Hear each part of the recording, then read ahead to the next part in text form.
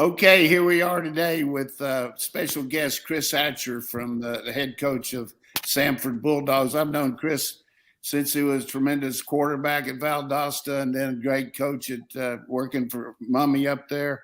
Hard to believe, 49 years old, been a head coach for 22 years. Unbelievable record at Murray State, Georgia Southern, and Valdosta, and now the head coach of the Samford Bulldogs for 8th or 9th year. But Chris, the first thing I want to do, what a tremendous win starting out the season, beating Kennesaw State, a 1AA playoff team last year. Tremendous win last week. Yes, sir. Well, there's no question about it. We have the utmost respect for what Brian Bohannon's done at Kennesaw, starting that program from scratch, perennial national power. I thought that our guys, we were fresh. Lot of credit to our staff. Preparing our guys where we wasn't tired going into that first game. As being a former coach, it's easy to wear them down during camp. But the biggest thing that impressed me about our team against Kennesaw is we lead going in at half. And in the third quarter, we gave up 10 unanswered points, had a crucial turnover back on our own side of the field. And then the fourth quarter, we just took control of the ball game. And the past couple of years, we've lost, I couldn't tell you, 9 or 10 games by a touchdown. For us to overcome that adversity and keep playing and finding a way to win there in the fourth quarter, hopefully that'll bode well for us moving ahead, throughout the remaining part of this season. Yeah, we're going to talk about your team in detail in a minute, but it would be remiss by me if I didn't give you credit for, I gave Kirby a job behind the desk here because he got cut by Baltimore, and we really didn't have much. So he was kind of the first analyst we ever had. But you actually brought Kirby in for his first job, and tell us how that went, and then we'll get talking a little bit more about your team. But our fans are on the Kirby Smart bandwagon right now, that's for sure. Well, they should be. And, first of all, I wanted to say thanks. I tell people all the time, you've been very nice to me for a long time and didn't have to be. And when I was starting out as a graduate at the University of Kentucky, we had Tim Couch, and he came up to play us up there. And all the Mummy and Leach and Guy just passed away yesterday. They were all, I think they were shocked that me and you talked more before the game than you did to the head coach of Kentucky. So I felt like a bigwig that day. So I always appreciate you with that. I hope all else is going well. But, it's kind of funny. We were actually getting ready we were in between the hedges, and before the game, Kirby and Mike Bobo came up to me before the game and said, "Hey man, we hear that you may be getting the Valdosta State." And I said, "Well, it's not open." And they go, "Well, I really what they did for you, but that was way before the age of having analysts and people like that." And I said, "Well, let's just see what happens." And sure enough, I was fortunate to get the job at 26. Had a mutual friend that knew Will Muschamp. And so we interviewed Will. And after about 4 minutes into this, said, "Hey, you're my guy, man.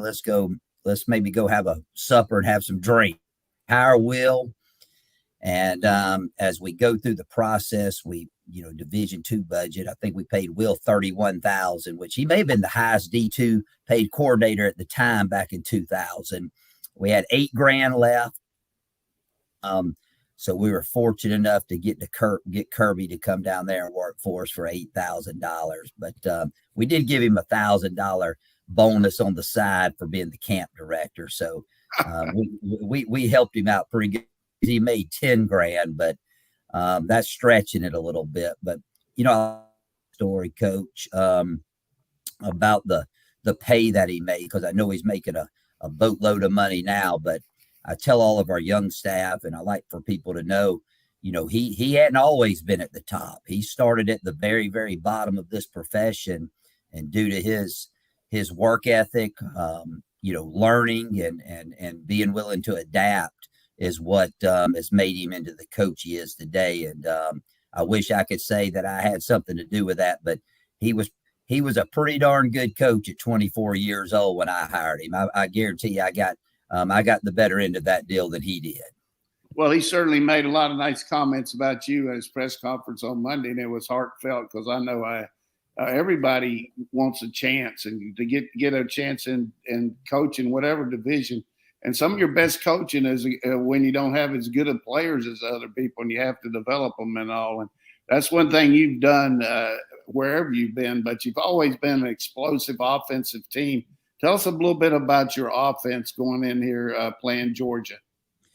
Well, we're replacing a lot of playmakers we had last season. We had All-American quarterback Liam Welch, who tremendous player, played over at Aquinas High School there in Augusta, and Montrell Washington, who was an All-American receiver and return man from up there in Cherokee, Canton, Georgia, who we're proud to say he just made the 53-man roster for the Denver Broncos as a 5th-round pick. So, we had some great explosion last year. We do return 4 of our 5 offensive linemen, which is really big for us.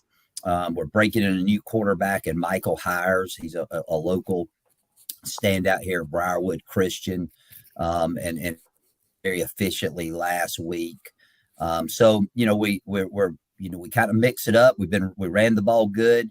Of course, bottom line, I like to score. It doesn't matter how we do that. But as you well know, when you move up a level, especially playing one of the top 1 or 2 teams in the whole wide world this week, the biggest difference is in those trenches and being able to block Georgia. Their front 4 is going to be a huge task for us because we're going to have to employ more tight ends. We're going to put the running back more in protection. It's like I wish I had 8 offensive linemen to block their 4 and still had 5 guys who could go out in routes. And I'd really be cooking with some grease then. Coach, tell me about the defense that Sanford has a little bit. And then also, do you think it looks like it's going to be a pretty rainy day in Athens? Does that change how you view what you need to do on defense to slow some of the skill guys for Georgia? Well, nobody, let's get one thing straight now. Nobody's been scoring on Georgia. Nobody stopped them. But I will say I have a brand new defensive staff led by Chris Boone, who's been a veteran, at the FCS level. Was at Southern Miss 2 years ago, and then was in the Mississippi Junior Colleges last year. And him and his staff have brought a different edge to our defense. Last year we ranked last in defense, which is hard to do. And he's come in, and we just got a different edge about us. And we were able to go out and sign some good transfers that fit the Sanford mold. And boy, they really played well the other day to shut down the option. I know we gave up 17 points, but 7 of them came when we fumbled inside our 15-yard line. Bodes well for us moving forward through the course of the year. But again, when you play these games, I won't say that we match up skill-wise with them, but if we went in and play, we'd have a little bit better chance move the ball, maybe get a play here or there. But golly, their O-line's so big, and Stacy's done a great job. Taking over for Matt Luke. Who knows? And the biggest thing, with Georgia is, I would just like their 5th team tight end. If I could just have him, that would really make a big difference for me. That's where the problem lies, is being able to just not get blown off the ball on the defensive line and being able to protect just long enough to get some throws off. And that's going to be the biggest mismatch in the game. One thing, Coach, the people never, as coaches, like to talk about when they're getting ready for a game is last year. But certainly I'd be remiss if I just didn't give you credit for I don't know any coach that's ever gone into the swamp and scored 50 points before, except Steve Spurrier and all the offensive coaches for Florida, but for the other team. So that had to be, I know you ended up losing the game, but that had to be one of your coaching thrills to just move the ball and basically pull their pants down. You guys just executed to the max. What a tremendous game that was. Well, I appreciate it. And, one of the best compliments is I was sitting out eating pizza before I had to get on the bus for that that 8.5 hour ride. And Coach Spurrier rode by me, talked to me for a little bit and complimented us on our games. I was fired up about that. But yeah, we went in there and again, we kind of called them at the right time. They, and I have great respect for Coach Mullen, but he just had to let part of his staff go. They were in transition at the defensive coordinator spot, and it really looked like they wasn't too fired up about playing that day. And we jumped on them quick. A lot of it had to do with our quarterback in Montreal, Washington, who are no longer here. And it really wasn't a fluke. We just we moved the ball and made plays when we needed to. And, with 9 minutes to go in the game, we actually tied them up 56-all, which I know that sounds hard to do. And they called it back. And, I kicked a field goal because, my gosh, we were leaving there with 50 points. And late in the game, we had a little drive. And I told the staff, I said, man, if we get it, we're going. I said, I don't think anybody's ever got 60 in the swamp before as a visitor. So I was trying to pull a Steve Spurrier. But we offensively, we played well. And, some of those games, they go that way for you. And then a few years back, we played Auburn, and I think it was 49-0 going in the fourth quarter. So you never know what you're going to get when you step it up a notch. Being from Macon and, certainly your father background in football, everything, what does it mean to you coming into play Georgia? I know you've coached other teams. Maybe Georgia Southern played here when you were there, and maybe Sanford. But just to coach in Sanford Stadium, and tell us about how the players feel about it, getting a chance to play a 1A team that's the defending national champion. Well, sure. We're excited. Our players don't get on this stage very often, and it's been 23 years since I was at Kentucky, and we got to go in those venues each and every week, and including we get to these stadiums. Your blood starts to boil a little bit with the huge crowds, and and you get to showcase your talents against the best. And as a coach, you feel the same way. You're taking an underdog in, but you get a chance to showcase your talents against the best as well. So our preparation's been the same as it is every week. We focus on effort and focus on and hope that we execute at a high level to the best of our ability Saturday. But sure, we're excited about it. I've been in Sanford Stadium 2 other times. I brought Sanford there a few years ago, and I think we got beat 42.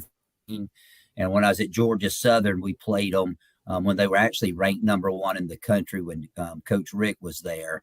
Being from Georgia, I have a lot of guys on my team from Georgia is special. And then, also for me, there's a lot of, I don't know a lot of people know, but of course, Coach Smart and Coach Muschamp, we work together. Buster Faulkner, who's the quarterback coach analyst, he was a former player of mine and a graduate assistant. Jay Chapman, the director of football management, was my DOFO here at Sanford for 4 years. Harris, who works with the academics there with the football team, she was my academic coordinator. Of course, Coach Cavan's the guy recruited me to recruited me to walk on at Valdosta State. Well, he knew what he was getting there. You player of the year now in the Hall of Fame. I mean, good gosh, people don't realize you're in the Hall of Fame. Buster has done a great job here, but another guy that I really think that people don't know about is Jess Sutherland, who's come over here and trying to be a coach now. He's kind of a volunteer coach, but he's working, but played quarterback over there. What a tremendous young man he is. Oh, he is. And he was a good player for us. And in fact, the last time we went to Georgia, he played the whole fourth quarter. We were trying to run the clock out, and I called a RPO, and he handed it off. So so next time you see him, tell him he had a chance to throw a pass in Sanford, but turned it down. Yeah, I'll tell him and his dad. So, Dayne, I know you're chomping at the bit here to get a chance to. Two things. One, it's funny, Chris, that you said that Coach Donnan was nice to you and we did not have to be, because I can say from personal experience that's in your vein too, because When you were at Georgia Southern as the head coach, I was an early journalism student there. I went there for 2 years and then transferred to UGA and finished up in Athens. And I just had some class project. It wasn't some big thing. It wasn't even for the student newspaper or anything. And you took time to come chat. It was probably 20 minutes just with some random student on campus from East Dublin, Georgia. And that always, I've always thought super highly, because that was a small part of your day, but it was a big part of mine. So I'm glad you did that. And I'm glad that that continues to be part of who you are. So thanks for that. The football question, just with the spread and how it's evolved and all the different RPOs, what are you doing to try to advance your offense or to update it or change things? Because you've been doing the spread for such a long time and seeing these new wrinkles. You've added the RPOs and have had some quarterbacks who were really, Devlin Hodges, who played for the Steelers. He was my first quarterback here, and he was phenomenal at that stuff. You just called one play and you never knew what was going to happen. Where Liam was a little bit more structured, and both of those guys were All-Americans, where you just called the play and he would go out and execute it.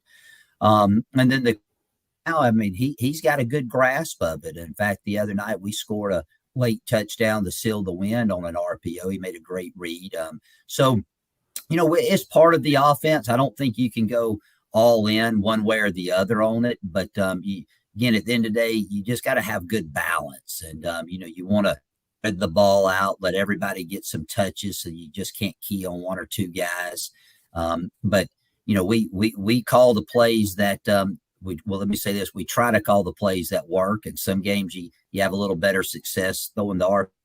You got better success just dropping back. So this week we'll try to mix them in early, and hopefully we'll catch fire on one or the other, and it'll help us stay in that ball game till late in the game. How about your tempo, Coach? Are you pretty much up tempo, or do you huddle up, or use both, or how's that work so our fans can be ready for it? Yeah, we try to play as fast as the referees. That's kind of an addition. We've kind of gradually grabbed it over the past 5 or 6 years. This week, we're going to try to play extremely fast, but having to around for protection, playing more tight ends than we're accustomed to playing, will probably be a tad slower than we normally are, just because we're going to have to move receivers around, to be able to block those guys. And when I say protect now, if they rush 3, we're going to still need 6 in there to protect. You understand? Yeah. So, I see that. And the players get the idea. They understand it. We're going to finish up here. I know you got a busy schedule. Just a couple more things. What's it like being a football coach at Sanford, knowing you're playing these money games to help the rest of the department? I know you're really behind. I've talked to you about hiring some people before in other sports, and you certainly looked at it for them. What's it like being knowing that you got to play these games? And realistically, it's a tough deal, but it's just part of life. There, you got to have this money, don't you, Coach? You do, and the money part of it is a huge aspect to make your budget. I mean, I hope this check doesn't bounce. Actually, I hope send it to us. And y'all are talking about rain. Maybe can you get the money and a rain out all in the same day? But no, that's big for us. And then, but also the exposure for our players, get an opportunity to be on a big stage. Here versus Florida, I think we were the number 1 trending team in the country, social media, all the way to the very end of that game. But on top of that, as you well know, College Game Day is going to have our logo up on it this weekend. And the just brand recognition for the Samford. I don't know that you can put a price on that for the notoriety and the publicity that we've gotten throughout the week, and also what we'll get on Saturday when we play the Georgia Bulldogs. Yeah, the last thing here, because you've been involved in the playoffs, we're seeing the 12-team model coming up, maybe for 24, 25 for the other division for the one Georgia's in. I've always been a proponent of more teams because I coached at Marshall. you've coached them this level. It really doesn't take that much out of your team to play the extra games. Do you feel like that, Coach? Explain to them. You've been in the playoffs. I mean, you just have to work your schedule and practice lighter, but it means a whole lot more to have a chance to be in the playoffs when you got a really good team and all of a sudden you can't get in because there's only a small number in. Well, I haven't had as much success as you, but at Valdosta, we went to the playoffs every year, but I was there. And, like you said, you get to that point of the season, you anyway, and then plus the players tempo down on their own when you get to that point. And if you're in a championship hunt, as you well know, you throw tired and all that out the window. I mean, you're just trying to win in advance. And I think it's good. The only question I would have is that, and I know is just how to work those big bowl games in there, because things, kind of, that's the exciting time of the year to watch the bowls. But, but I think, again, you get more teams and that may end up being the same 2 or 3 that are in it every year, but at least other people get that opportunity. And as you know, nowadays, with as much money as they're paying the coaches at that level, maybe it'll increase some job security for a few guys if they get in as the 12th seed, 11th seed, 10th seed. Good point. Finally, Coach, we gotta get one story in because everybody knows what you were on that staff with Mike Leach and Mummy. Just give us one Mike Leach story and we'll finish up here. Well, I got a ton of them, but I guess the best one is, and we were, it was a Thursday afternoon and or Thursday morning, and this was our first spring at Kentucky. And I get in there, and Coach Leach is in his office reading it, looked like the newspaper. And again, now this is back in 1997. And hey, Coach, what you doing? He goes, well, today's the first race of the spring season at Keeneland, the horse track. And he goes, I'm horses. And I go, you ever been to a horse track? None of us had been there. And then have meeting, and Mummy said, hey, look, you're all off this afternoon. I got to go with some boosters to the horse track. So me, Leach, Tony Franklin, and Guy Morris, we load up about 12:30, post times 1:10. So we're out there, and darn if it doesn't start snowing, okay? And we're the only 4 or 5 guys around. We're sitting around the winner's circle, standing there having a few beverages, and probably couldn't do that nowadays with social media. But we looked exactly what you would think a Kentucky football coach looks like. We had the Kentucky Wildcat gear all over us because it was so cold. And you got to realize I had just come from Central Florida, and all of them had come from Valdosta, so we didn't have cold weather gear. Start snowing, and the horse was led to the winner's circle. And all of a sudden, I mean, this is a $10 million horse. And all of a sudden, Leach sticks his draft beer over the rail, and the horse starts drinking it. Owner comes up and knocks it out of the way. And Leach goes, I just thought the horse wanted a victory beer. And they ran that old horse out of there in a hurry. But I don't think you could. But that was pure Mike Leach. And maybe on another call at the end of the season, we could have a Mike Leach storytelling contest. Hey, that would be good. We'd like that. But I guarantee you, he's a sincere guy. He's another guy that you text or call, and he always gets back to you. And you certainly learned a lot from him and Coach Mummy, and have taken it to your own level. And we really appreciate the time you've given us today, Coach. And just want you to know, I was kind of spur of the moment. I just said, look, people need to know what this guy's all about and the kind of team he's bringing. We got a good website here, and I know everybody will be excited to learn more about you and the Samford Bulldogs, and just really appreciate. I mean, we wish you good luck this week, but don't do too well against your old foe there. But we'll keep up with Samford just like we always do. And thanks for the time. You got it, guys. And thank y'all, and best of luck. And I'll see you Saturday.